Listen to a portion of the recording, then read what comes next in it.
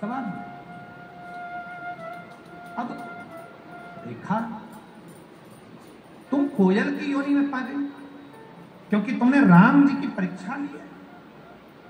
शंकर की परीक्षा लेने वाला, शंकर के भक्त की परीक्षा लेने वाला, शंकर के भक्त को अपशब्द करने वाला, शिव के भक्त को आड़ा टेढ़ा करने वाला एक जन्म तक नहीं भोगता, भोगना पड़ता बारंबार। सती मैया जल गई, कोयल की योनि पड़ गई, फिर छूटी, फिर योनि में गिरी, पक्षी फिर बनी, फिर जाकर हिमालय राज के यहाँ मैनावती के गर्भ से पार्वती के नाम से विख्यात हुई। तब उन्होंने तप साधना करना प्रारंभ करा। गर्भ से प्रकट होने पर देव ऋषि नारद ने उनका भाग्य बता दिया कि ऐसा दुख इनकी जिंदगी में आएगा। इनका पति नग्न वेशधारी रहेगा, अड़भंगा रहेगा, भस्मी रमाने वाला, जटाजूट बांधने वाला इनका पति है।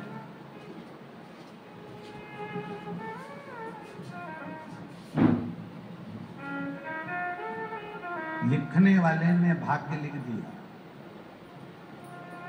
किसी ने कहा शनि बेकार चल रहा है, अंगूठी पहन ली। बृहस्पति बेकार चल रहा है, अंगूठी पहन ली। बुध बेकार चल रहा है, अंगूठी पहन ली। सारे ग्रहों को सुधारने के लिए अपने हाथ में अंगूठी पहनी और सारे ग्रहों को अपनी मुट्ठी में कर लिया। मुट्ठी में ग्रह तो लंका अधिपति रावण ने भी करे थे।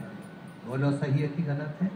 एक एक ग्रह रावण की लंका में बंधे पड़े थे। एक एक ग्रह रावण की लंका में बंधे हुए,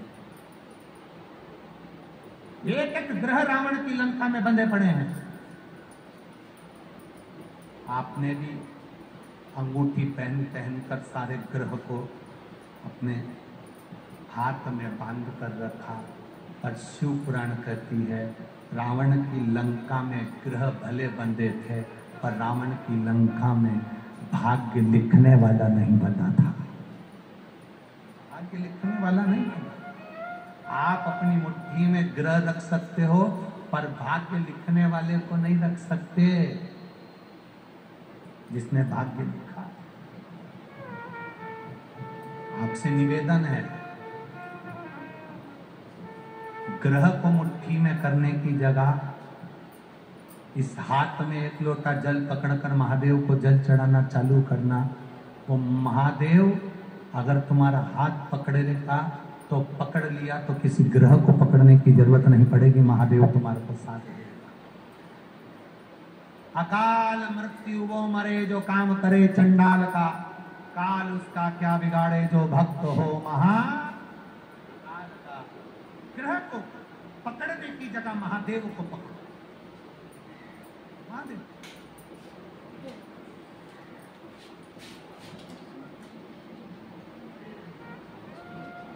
कई लोग हमसे भी कहते महाराज जी तुम भी तो इतनी सारी अंगूठी पहनते हो। हम उनसे कहते हैं ये सब भगत लोग तो पिना है। अब इनने पिनाई और हम निकाल निकाल के रख दें और बाद में हमारी औलाद पहने और उनकी बहू पहने और ऊपर जाकर अपने को कितना दिल दुखे कि हमारी अंगूठी पहन रही है। तो अपनी अंगूठी अपन खुद पहनो ना।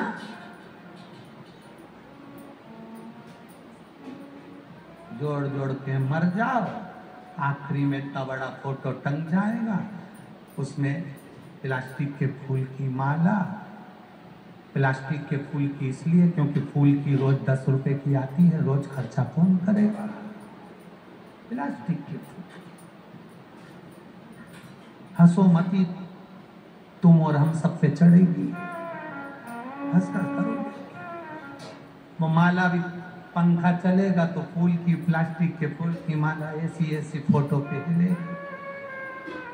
घर की बहुएं भी कहेंगी अपनी अपनी सासू से दादी जी की माला हिल रही है। अब बहू को, सास को कहना चाहिए माला नहीं हिल रही है, सास मुस्कुरा कर कह रही है हम भी जोड़ जोड़ के मर गए, तुम भी ऐसे टंगोगे, ऐसे मुस्कुराते। फोटो में मुस्कुराने से अच्छा है अपनी ओरिजिनल जिंदगी में मुस्कुरा कर चलो तो जीवन सार्थक हो जाए। नहीं तो आखिरी में तो स्माइल देना ही है। कितने भी रो रो कर जिंदगी निकालो, कितनी भी संघर्ष की जिंदगी निकालो, कितनी भी दुख की जिंदगी निकालो, आखिरी का फोटो किसी के घर में भी देख लेना, टोकरा टोकरी का मुस्कुराता ही मिले, मुस्कुरा मरना तो है, तो बाद में मुस्कुराओ, उससे पहले मुस्कुराकर जिंदगी जियो। इतने खुश होकर जीना कि तुम्हारे दुश्मन भी तुम्हें देख देख कर और कुर्ता कुर्ता मर जाए, और कुर्ता मर जाए। खुश हो, कर्जा हो गया मरने की मत सोचना, दुख आ गया मरने की मत सोचना, छाती पे मूंग गलना, काय को मरूं। लड़ाई हो गई पति से, लड़ाई हो गई ससुराल में, माए के कभी मत जाना, लड़के वहीं रहो, घी की रोटी खाओ, एनर्जी बढ़ाओ, क्योंकि कल फिर लड़ना है। काय को जाऊं, नहीं जाना, वो कितना ही के जा अपने पिता के घर, नहीं जाऊं जा, और थाना दादाजी में जमे है तो पकड़ के छोड़ के जा। और जैसे ये घर से बाहर निकाले, बेसी चिल्ला के देने मेरे को रोटी नहीं दे गए, अंदर वापिस चल देवी, अंदर चल। और टिफिन खोल के ये कितनी गाली बके, तुम अंदर रसोई घर में जाओ ना, देसी घी लगा के, नमक मिर्ची लगा के, ऐसा पुंगा बना के जैसे बचपन में खाते थे, बेसी सास के सामने खा। तुम अपने को खुश होकर जिंदगी जीना, रोके नहीं। जरा सा दुख आया, कर्जा बढ़ गया, मरने की सोच रही, तकलीफ आ गई, मरने की सोच रही, काहे को मरे। जो जितना गाली दे, जितना अपशब्द कहे, जितना ताना दे, जितना आड़ा टेढ़ा बोले, उसके सामने उठता सज धज के, लाइन खींच के डब्बा भरी ने, फिर लोटा लेके पानी लेके ने शंकर जी के मंदिर, उसी के सामने जाओ और बिना माचिस की आग लगाओ, जा चलो शिव जी के तो के।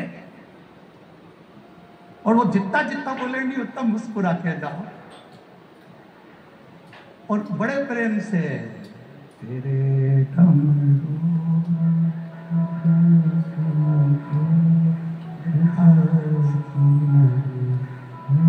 उठो मत, अभी गाऊंगा नहीं, बैठ जा बैठ। मेरे बोले मैं अब हृदय से चित्त का आनंद लेते, क्यों क्यों मरे हम। एक कंपनी में व्यक्ति अगर नौकरी पूरी नहीं करता है तो उसको नाइट ड्यूटी में लगा दिया जाता है। अपना कर्म करते करते अगर हम सोचे कि बड़ा दुख आ गया और मर गए, मरने के बाद फिर जन्म लेना पड़ेगा, नौकरी पूरी करना पड़ेगी, इससे अच्छा है जैसी मिली वैसी पूरी करो। जब तक वो नहीं बुलाए तब तक अपन जाओ मत। घर के लोग बहुत भेजने का प्रयास करेंगे, जो बुजुर्ग बहुत बीमार पड़ जाते हैं उनको लोग गीता जी भी सुना देते हैं कि अब जाएगी, फिर भी नहीं जाती, वो कि नहीं जाओ। लोग उनके मुंह में 4-6 बार गंगा जल भी पिला दिए, 3 बार गोबर से लिप के नीचे सुला दिया, डोकरी फिर उठ के बैठ गई और आवाज लगाते से बोली बिना शक्कर की चाय लिया, बिना शक्कर नीचे। करो भजन भगवान का, छूटे। सती मैया ने पार्वती के रूप में जन्म लिया, पार्वती मैया ने तब साधना, देवर्षि नारद ने उनका भाग्य बताया, तब साधना करी है माता जानी पार्वती जी ने, ऐसी तब साधना, ऐसी तब साधना महादेव को अपना बनाने के लिए। तब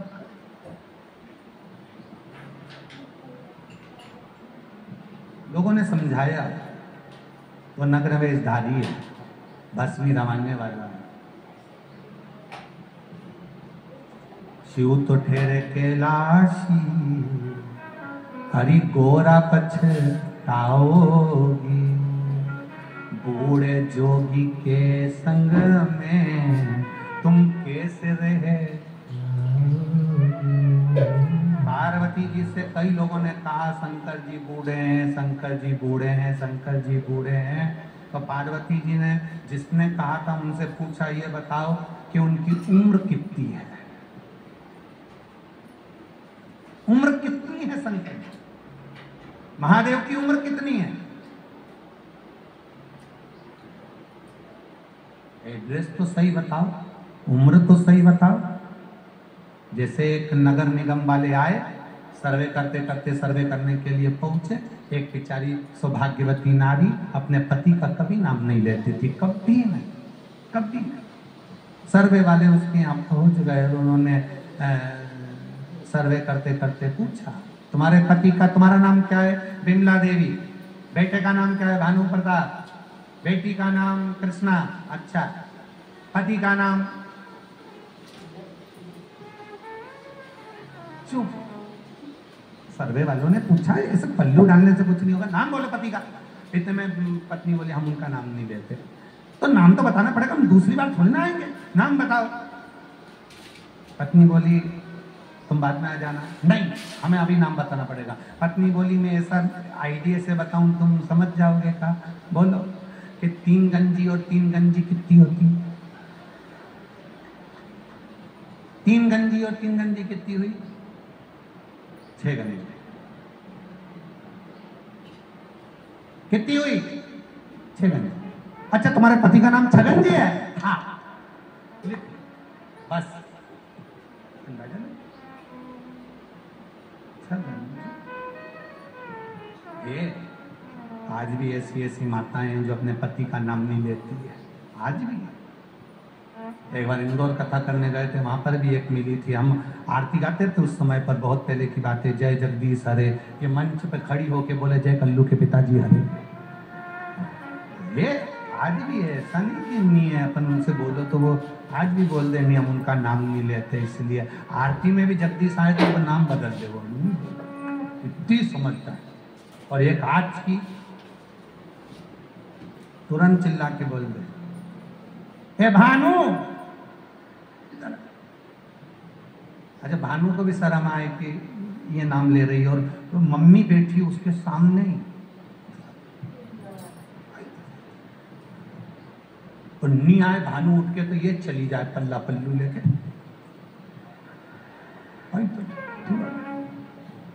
कहा सुख,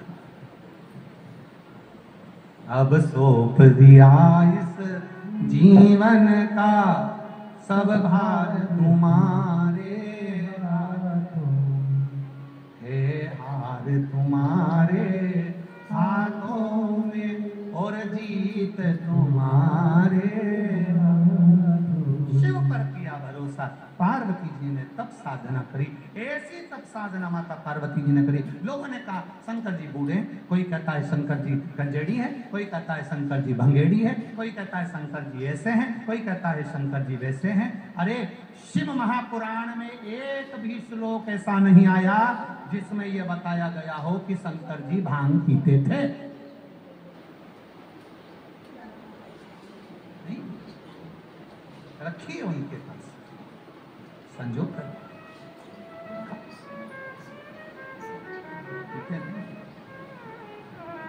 उसको जरूरत नहीं।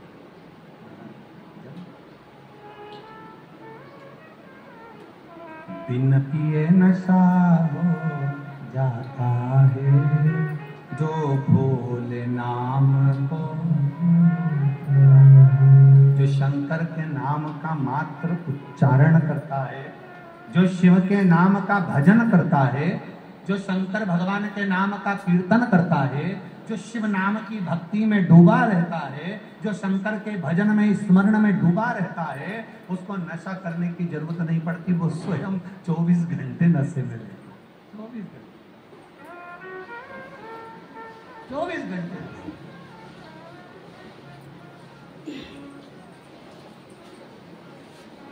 जरूरत नहीं, बस उसकी भक्ति में जो रमा है, उसके भजन में जो रमा है। अब किसी ने कहा कि स्त्री शंकर भगवान को अगर शिवलिंग को स्पर्श करती है तो उसको ये हो जाती, वो हो जाती, तो पार्वती मैया शंकर भगवान के शिवलिंग का स्पर्श कर रही है, निला रही है, चरणामृत दही पंचामृत जल चढ़ा रही है, शंकर भगवान को स्पर्श कर रही है पार्वती मैया, तो दुनिया की सबसे बड़ी सती सावित्री से भी प्रबल अखंड सौभाग्यवती अगर कोई बनी तो माता पार्वती बनी। शिवलिंग का स्पर्श करने से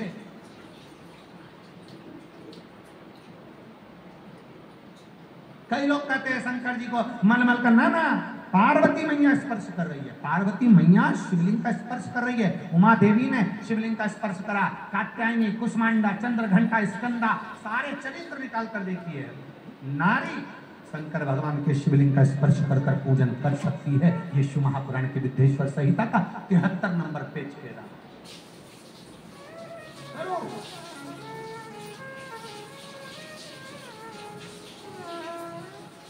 पार्वती जी ने स्पर्श किया, शिवलिंग का पूजन किया। शिव प्रसाद कितना तप करा था माता ने, कितना तप।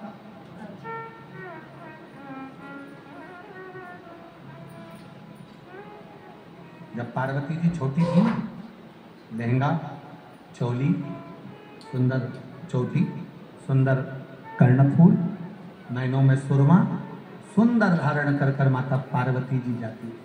सुंदर सुंदर स्वरूप धारण कर कर मां जाती। उस समय पर माता पार्वती जी शिव जी की आराधना करने के लिए नहीं जाती।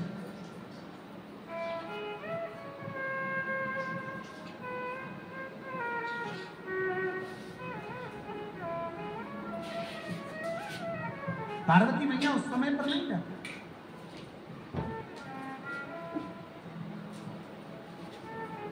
पार्वती मैया मेनावती के साथ में एक सुंदर हिमालय राज्य की नगरी में एक सुंदर शिवालय है। सुंदर शिवालय,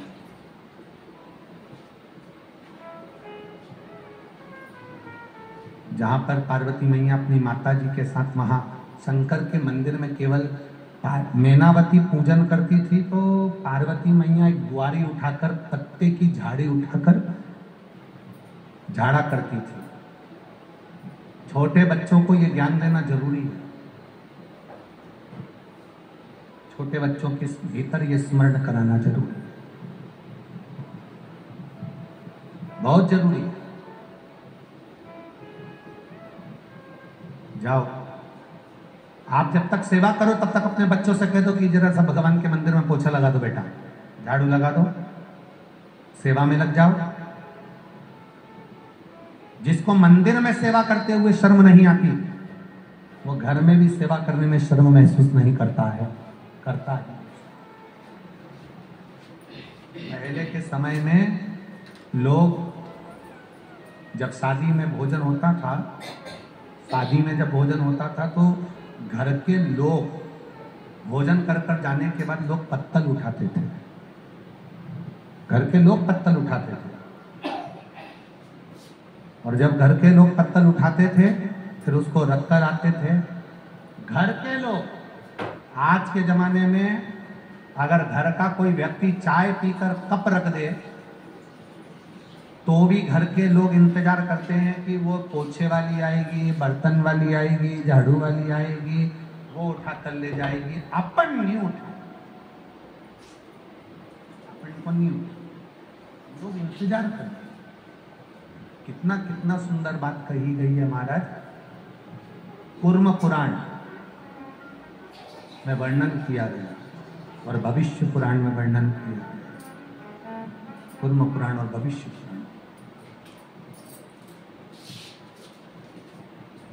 किसी अतिथि के झूठे पात्र को उठाकर हम अगर ना मांझे, बर्तन हम नहीं मांझे, आपके यहाँ बर्तन वाली लगी है मत मांझो, आपके यहाँ बर्तन मांझने वाली लगी है मत मांझो। किसी अतिथि के झूठे बर्तन को उठाकर जहां बर्तन मांझे जाते हैं वहां रख दिया जाए और उसमें थोड़ा सा पानी नल में से लेकर उस झूठे बर्तन में डाल दिया जाए, तो मृत्यु लोक में अगर भूल से भी अगला जन्म हो जाता है, अगला जन्म अगर हमारा प्राप्त हो जाता है, तो सुंदर की योनि जीव को कभी नहीं मिलती है। बरहा की योनि, शुगर की योनि नहीं मिलती।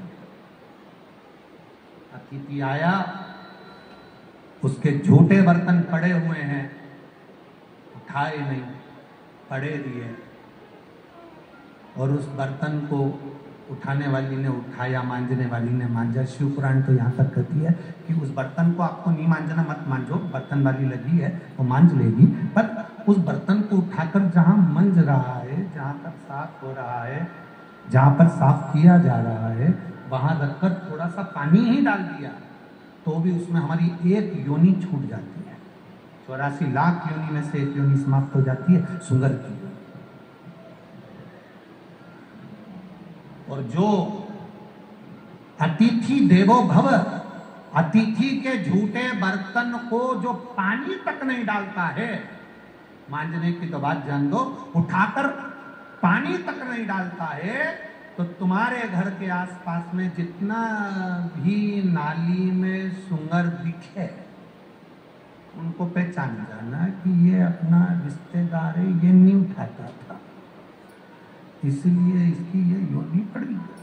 और तुम्हारे मोहल्ले में वो घूमता है क्योंकि उसका घर पास नहीं था।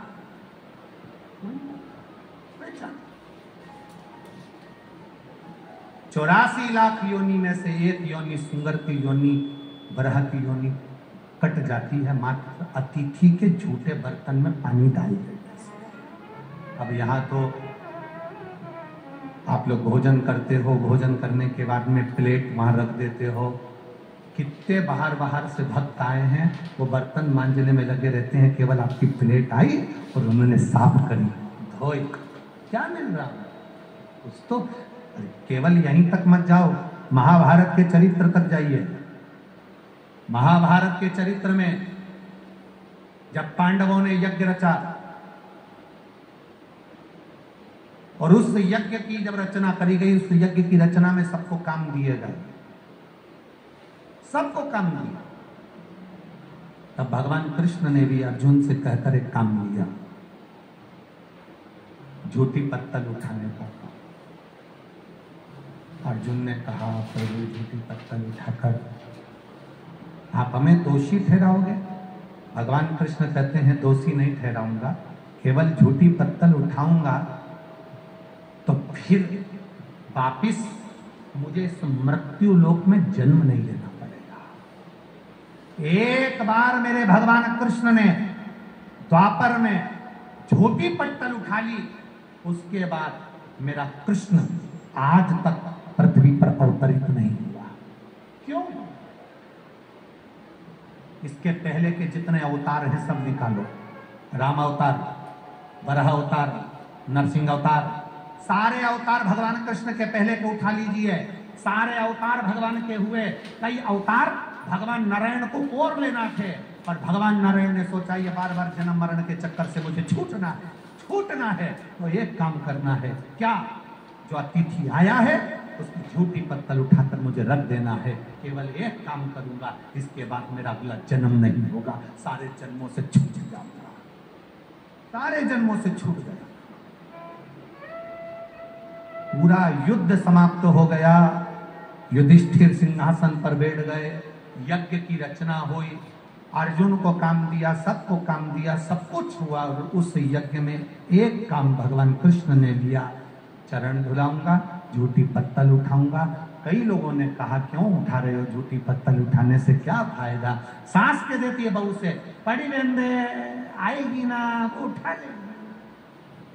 बहू कह देती है सास से, क्यों उठा रही हो, आएगी ना बर्तन वाली, लगाइए ना काम वाली, उठाएगी। उनको समझाओ, झूठी पत्तल मेरे द्वारिका नाथ ने उठाई थी तो अगला जन्म नहीं हुआ, वो द्वापर का गया हुआ कृष्ण आज तक वापिस नहीं आया, दूसरा अवतार नहीं लेना पड़ा। उसी तरह जो एक बार झूठे पात्र को उठाकर भी रख देता है, पानी डाल देता है, उसका फिर 84 लाख योनि में से एक योनि उसकी कट गई, जन्म नहीं होगा, छूट गई। तेरे डमरू की धुन सुन